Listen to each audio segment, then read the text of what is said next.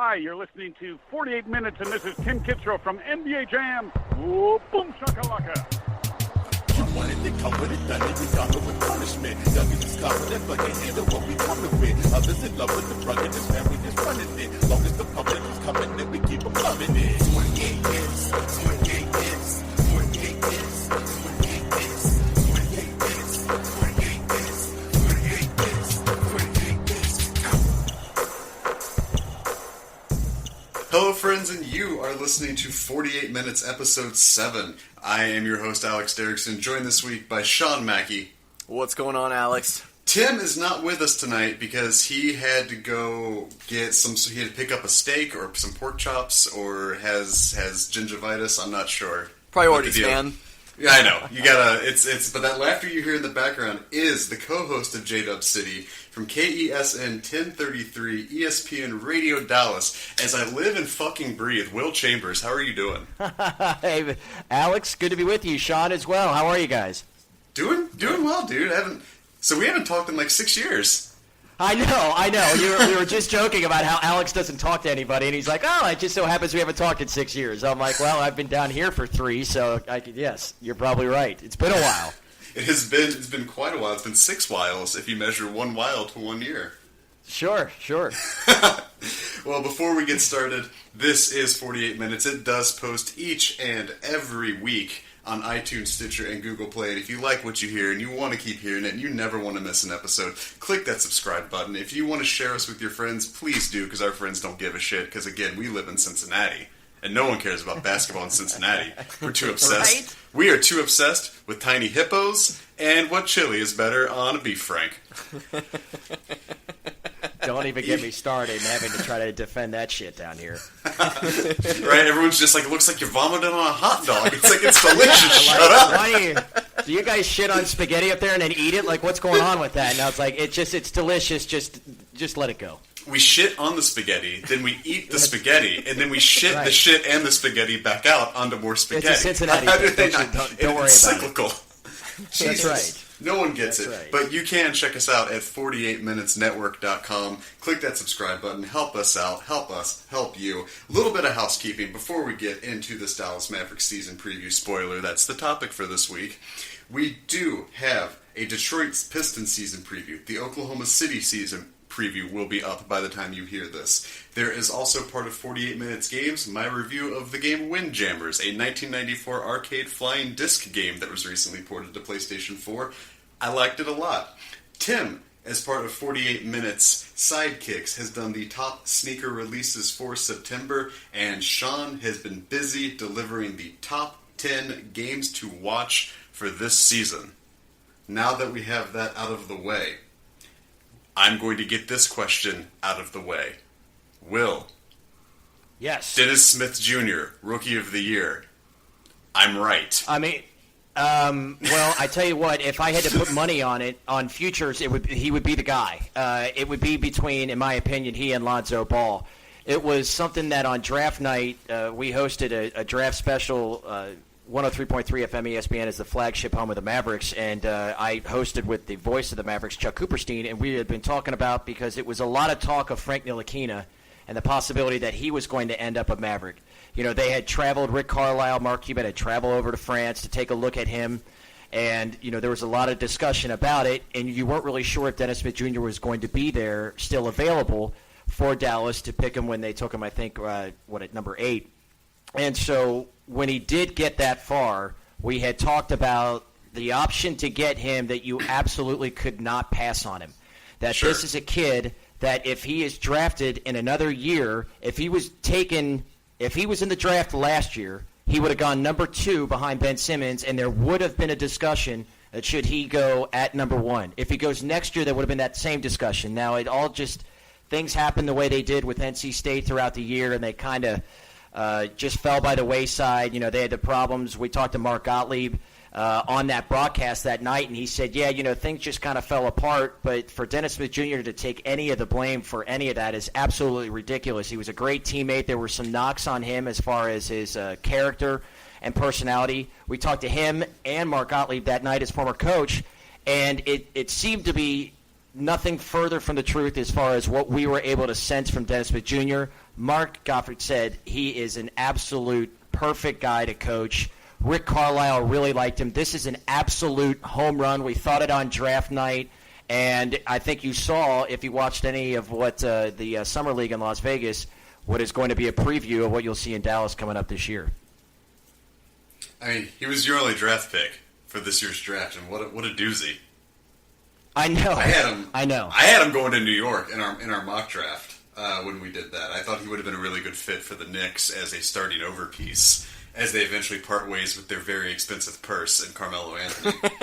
Right. Well, I mean, we'll see if they'll be lucky enough to do that, Alex. I mean, I think that there's nothing that those two need to do more than separate from themselves, but the Knicks are an absolute shit show, so you have no idea how that's all going to play up there. I mean, Dennis Smith Jr. is about as electrifying a player that you would have found in college basketball last year. Best misdunk I've ever seen. In the Summer League, absolutely. I mean, we talked about it on our show, John Jack Taylor, and I said, I mean, I literally audibly went, whoa, and he missed it. And I just think that, we're talking about a possible Rookie of the Year, the fact that he came to a perfect situation and a coach with Rick Carlisle, if I had to put some money down, it certainly would be on him. I have a note on here for the show notes that the sun barely set on the Dallas Empire, because you guys are kind of preparing for life after Dirk, or as I've referred to it last year as Dallas AD. Yeah. And I think you're in good hands, but and I'm sure we were going to touch on this eventually, so we might as well get onto it now. The Nerlens Noel contract situation, and turning down the large deal, betting on himself for the qualifying offer. How's that sitting with you? Well, you got to understand how things like this can work. And you can look at it that Nerlens Noel said, no to this because I want to test free agency. I want to see what's out there. But you got to take into consideration that a lot of these athletes will stay away from this, and they'll let their agents handle this. They'll say, get me the best deal possible, but they'll be as hands off as possible. I don't know exactly what happened here, but we do know the aftermath, which was Nerlens Noel moving on from his representation and going to another agent, and Rich Paul, who we all know has a number of different players, one of which is LeBron James.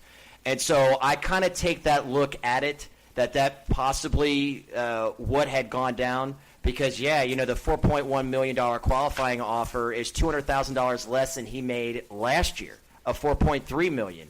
And it was rumored that when the Mavericks had made their initial offer, that 70 that you're talking about, that Nerlens and his agent, or both together, came back with wanting a max deal. And the Mavericks were actually a little offended by it, that they would even consider that, because he's just not that type of player. The league doesn't have a whole lot of these anymore because, this is a shooting league now. And Nerlens Noel is one of those kind of throwback types of centers. He doesn't have that stretch game. Now, he's excellent around the rim. He's going to give you great defense, and he's going to be able to shoot within close range. And I think he is going to play a nice role for this team and what we'll see next year and hopefully for the future, being a good group once they can build.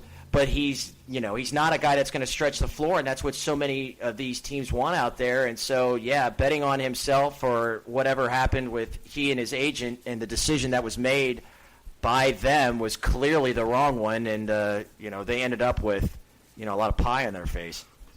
So do you think that, in terms of, floor ceiling here, do you think his ceiling is, for the type of player that he is, worth the money that he's seeking? Because he's kind of pulling the most relative move I can think of is a Jimmy Butler kind of move, where he's going to go out there on a cheaper deal, try to blow the league away, and get the money he wants, the following season. Do you think, and I'm not asking you to prognosticate here, obviously, but do you think that he is a player that's going to be able to capitalize on that opportunity?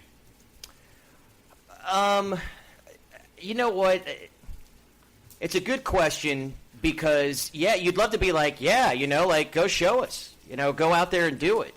But the fact is that you've got he doesn't have the type of game that is really going to wow you in the other sense of other, like, I mean, if he had a 20-foot jump shot in his repertoire, that would be something different.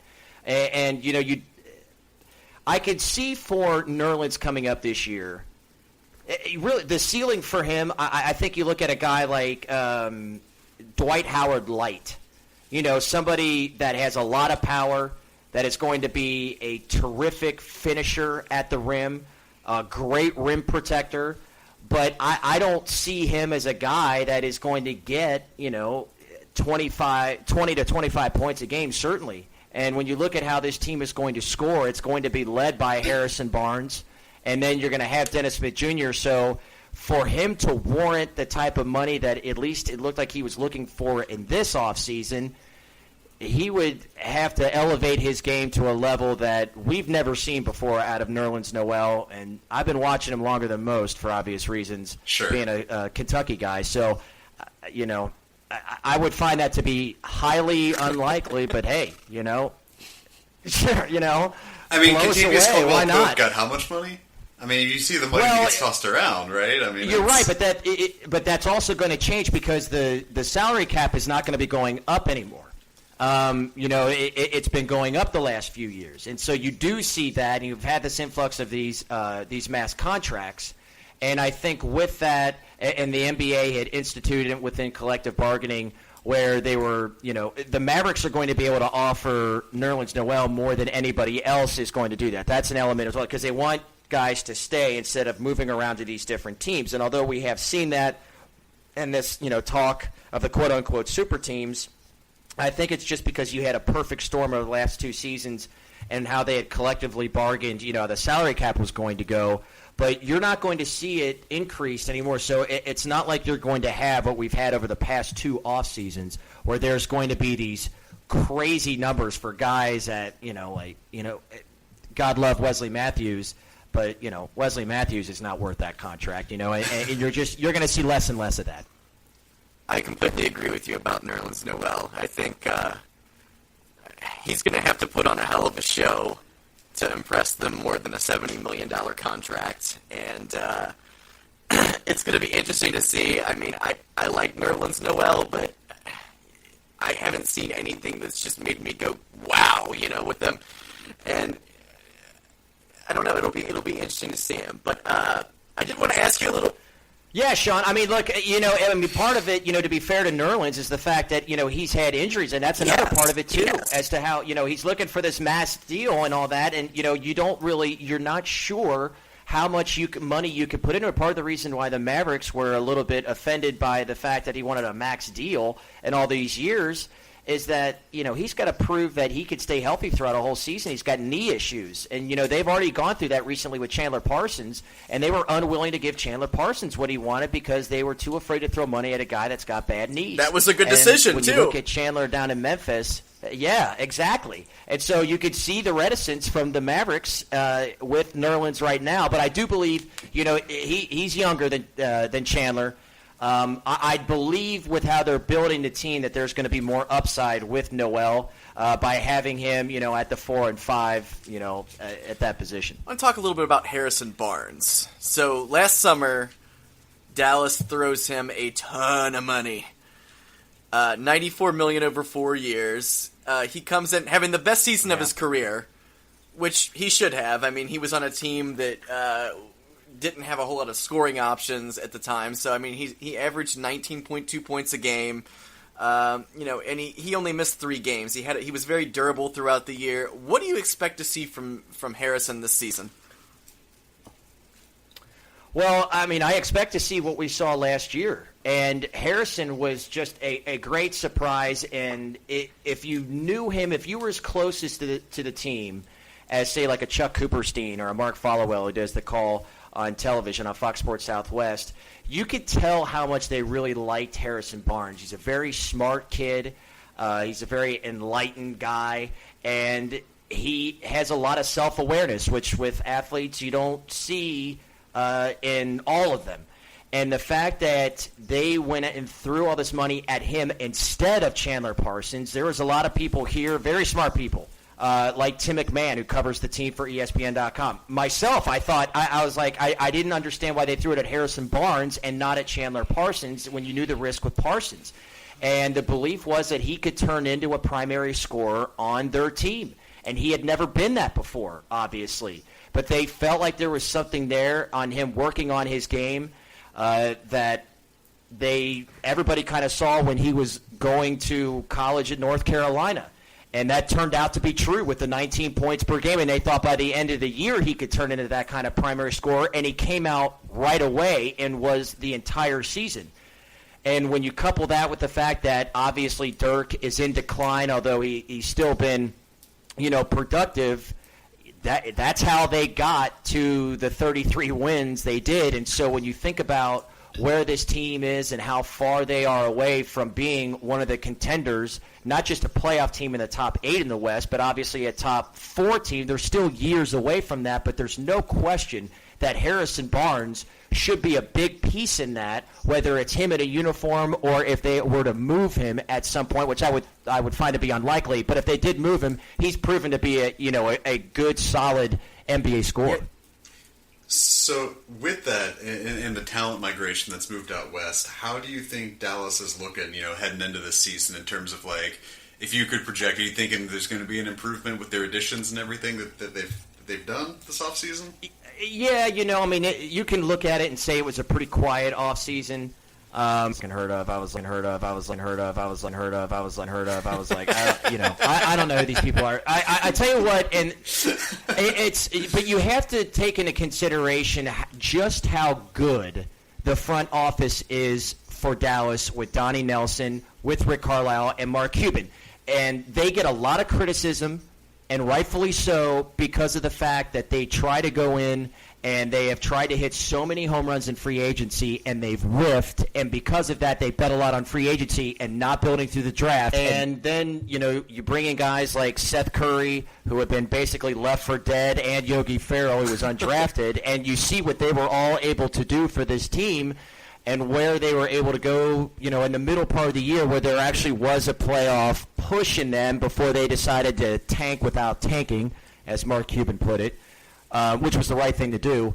And so, they've got a nice little core here to where they can build off that and then, bring in Dennis Smith Jr., who I think will be a star in the league. You're a couple pieces away from being one of those top teams in there because you don't know how it's going to play out. Look, Oklahoma City has got Russell Westbrook and then Paul George. Paul George is going to the Lakers. I would be stunned.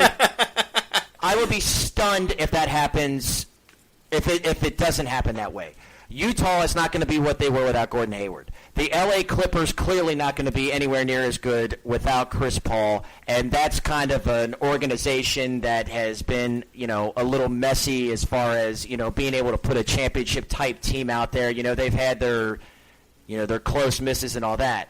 Now, Chris Paul going to the Rockets, I do like it. It'll be really fun to watch them play, with James Harden. But still, so we're talking about some teams that have gotten better. Obviously, Golden State is the best. But by the time Golden State maybe starts to come back to earth a little bit, that might, and we're talking at, 2, 3, 4 years down the road, you will see an influx of some of these other teams that are in the bottom that are going to be a lot better. I think the Lakers will have a huge turnaround because not only are they going to get Paul George, but I think that they're going to get LeBron. And with Lonzo Ball, it's going to be Showtime 2.0. So they could have the fastest turnaround. I really like what Sacramento did in the draft. Minnesota, I don't know what to think. All I know is that they have got a terrific talent in Karl Anthony Towns. They won 31 games last year, and that's really low. That should have been a team that was competing much better than it did. I don't know what to think about New Orleans, too, who has, in my opinion, the best young talent in the entire NBA in Anthony Davis. You bring over DeMarcus Cousins, and I think that can be really good together, but you're still only talking about 2 guys on that team. You got really nobody else that's there. Denver, underachieved. Portland, 41-41. Where are they going? What's the future with them? Memphis is getting older. I could see, the teams that I just mentioned, like Dallas, Sacramento, the Lakers, making a move up where in a couple years they're pretty formidable, and those other teams like the Clippers, the Jazz, the Thunder, the Grizzlies, the Trailblazers, and basically swapping all those teams. Now, will they be good enough to defeat Golden State, San Antonio, who just seems to, they're like the Cardinals. You're like, who the hell is this guy, and why is he so fucking good? I feel like I could put on a San Antonio uniform and go out there and drop 20 and 10. I don't know how they do it, but that's just what they do. That's how I look at the West right now. You rattled off a core group of guys for Dallas, and this is going to be kind of a two-way question, and the questions are mutually exclusive, so I'm not looking to, it's not two sides of the same coin or anything here. But you've got Dennis Smith Jr., Yogi Ferrell, looking at the roster, which I didn't know, Devin Harris, J.J. Barea, Seth Curry, you mentioned Wes Matthews. Who isn't going to make it to the end of the season? Because that is a guard glut. It is. I think what you're going to see, Seth Curry is going to be at the 2. We saw him play a lot at the point guard position last year when J.J. Barea had gotten hurt. Darren Williams had gotten injured, and of course he was traded, and so you saw them maneuver around a little bit there. I expect him, to be the 2, Dennis Smith Jr. to be the 1, and then Yogi Ferrell and J.J. Barea will be there. I expect J.J. to, he's 33 years old, but the guy just delivers. He's kind of the heart and soul of the team. He's certainly provided tremendous lift off the bench for this group. Yogi, it's hard to ignore what he was able to do for you last year. Devin Harris is one of those, he's kind of a stretch type of guy a little bit. He's only 6'3", but he's got incredible athleticism. And then you got Wesley Matthews, too. If I had to say one of them that will not be there, I would say probably Devin Harris. But then again, you're talking about, you're starting to split hairs a little bit here with guys that are not too separated as far as talent and ability. They all do bring a little bit something different. But, who's going to be at the top. The starting lineup will be Seth Curry. It'll be Dennis Smith Jr. I would imagine coming off of the bench right away would be JJ and Yogi. Wesley Matthews, I think, will actually move to the 3 spot. I could see that for this team with Harrison Barnes playing the 4 and then Nerlens playing the 5. There's a very real possibility that you could look at Dirk Nowitzki coming off the bench for a good majority of the season as well. Ooh. That's going to be weird to see. It's kind of... Yeah, it's hard to see, but, Dirk has talked about it for the last 2 years. It's not like he brings it up like, please, put me on the bench. But he does get asked about it, and he has always said he has absolutely no issue with coming off the bench if that's the best thing for the team. Now, to be honest, it hasn't. Dirk led the team in scoring the year before last with, I believe, right around 19 points per game.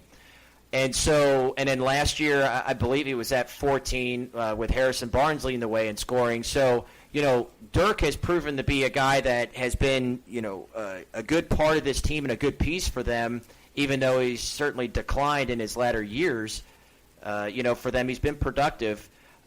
You never really know if all of a sudden there could be a significant drop-off this year or what. But I will say that, they do play a lot better when Harrison Barnes is at the 4 by bringing in Nerlens Noel at the 5. I think it's going to look like much more of a reality that the best lineup that they can put, the best 5, is going to be with Dirk on the bench.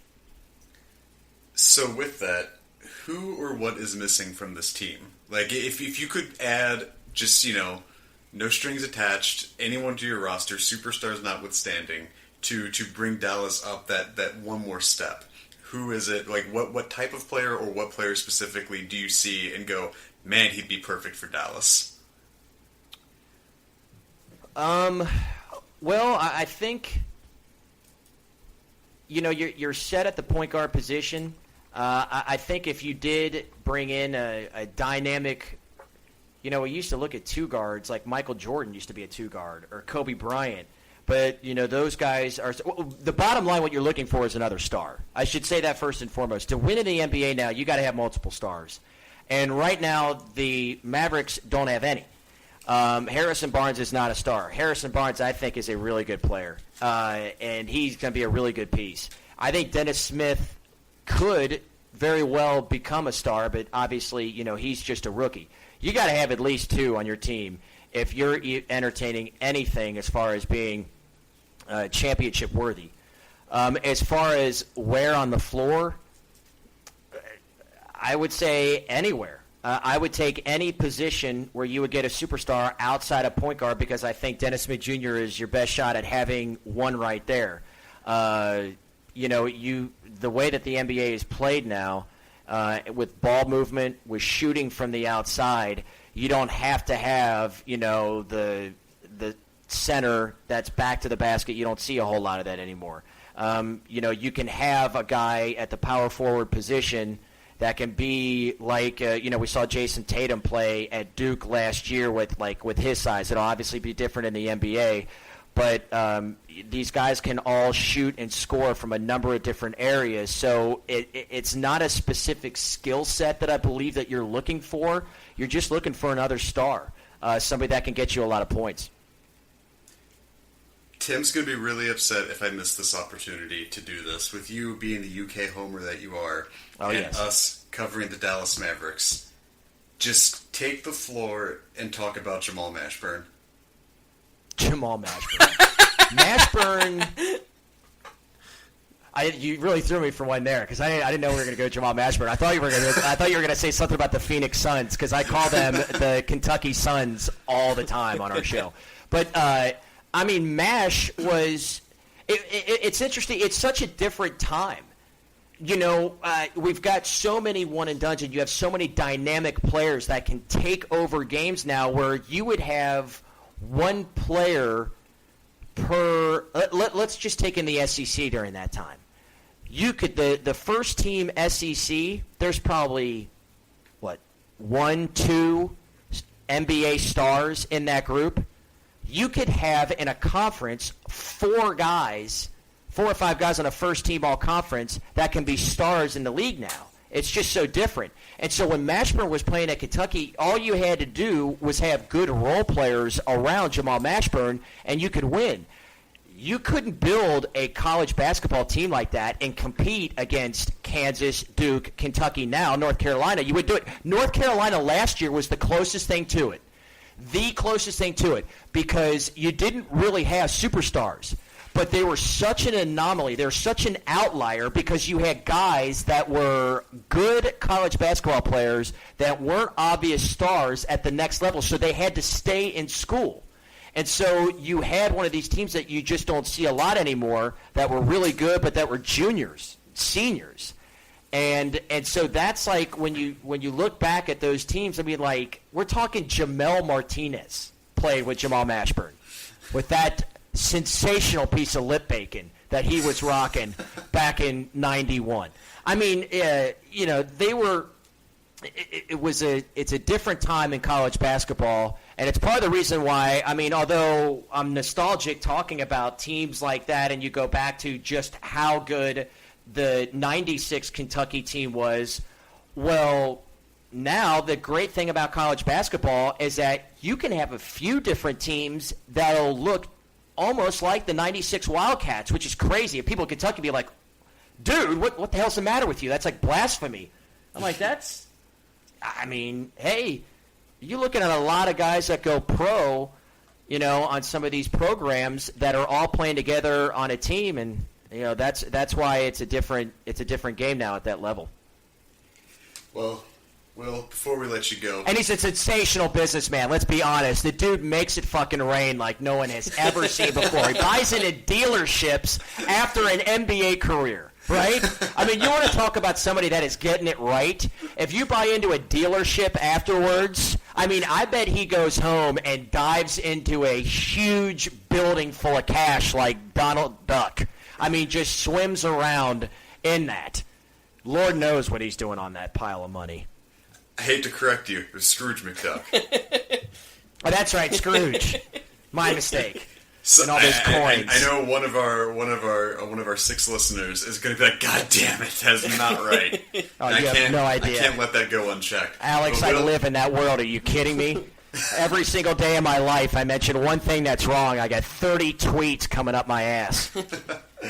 Well, again, thank you for joining us. But before we let you go, it's Pleasure. time to play FanWagon. Now, FanWagon is the part of the show where I remind everybody that John Paxton and Gar Forman traded Jimmy Butler for Lauri Markkanen, which then led to Sean, Tim, and myself turning in our fan cards for the Chicago Bulls. So as we do these season previews, I have been asking each guest to sell us on why we should subscribe to their team, why we should drink their Kool-Aid. So, Will, the floor is yours. Why should we drink the Kool-Aid of Cuban and Carlisle? Oh, okay. I almost thought you were going to ask about the Bulls because you know very well I'm with you on the. I'm a big Bulls fan. Right, no, the Mavericks. Bulls are dead. Okay. It kind of pains me to hear you say that, Alex. I'm not going to lie, but I get it. I get it.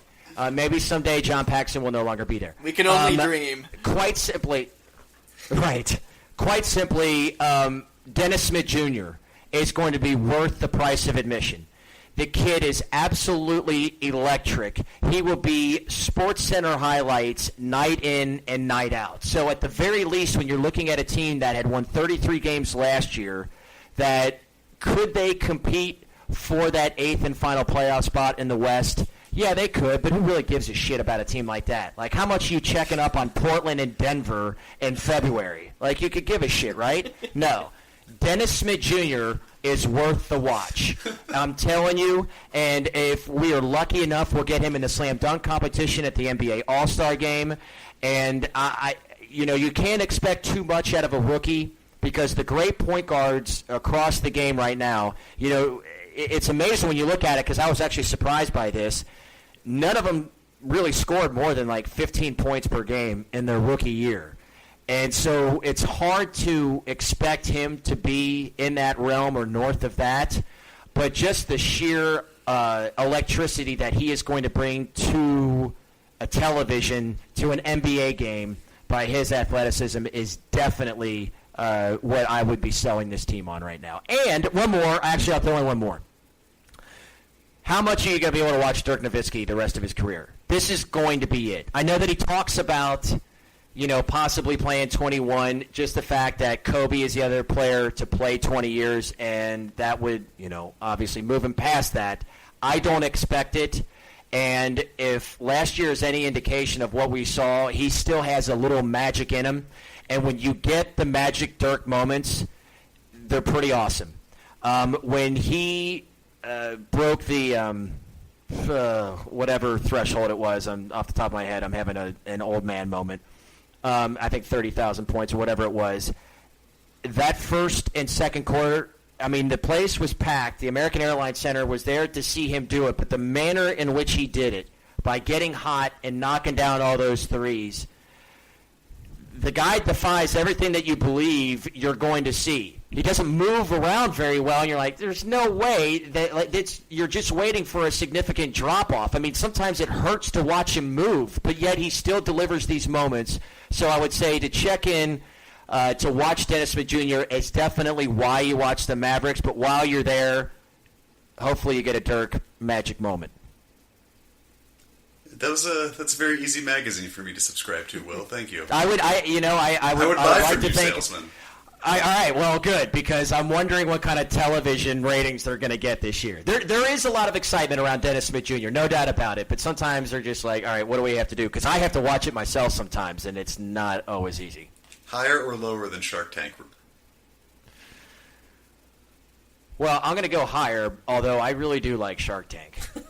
And I'm pretty excited to see A-Rod on Shark Tank, to see how that goes down, and to see him battling it, because A-Rod's one of those where – and I like A-Rod, and I love him in a baseball realm with him on television. I think he's been really good, but I think he is going to be over-analytical douche, where he'll just kind of, have this look on his face where he's like really overthinking on it, and he really sounds like the biggest fucking dweeb you've ever heard in your life, and you're going to be like, man, I don't know. I think you are taking this a little bit way too seriously, even though it's a serious type of show.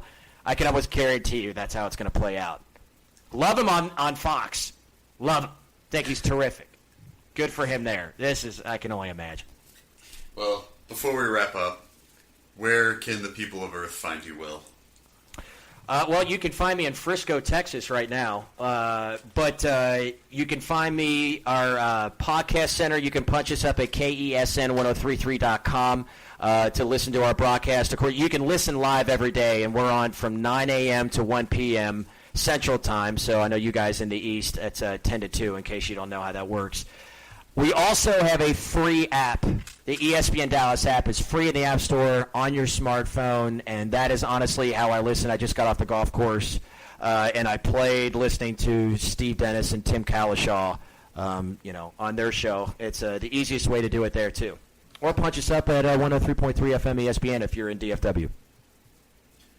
Well, this has been 48 Minutes, Episode 7, the Dallas Mavericks season preview. If you like it, go to 48minutesnetwork.com. Read the articles we have been writing, because not everything can be heard with your eyes.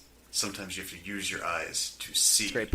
It's a good if you point. like what you hear on iTunes, Stitcher, or Google Play, click the subscribe button. We do this show every single week, and sometimes we have additional shows that we have pop up, like the Dropping Balls with Tim and Ben, which is our draft recap show. Court Stormers, the NCAA show we're going to be doing throughout the season.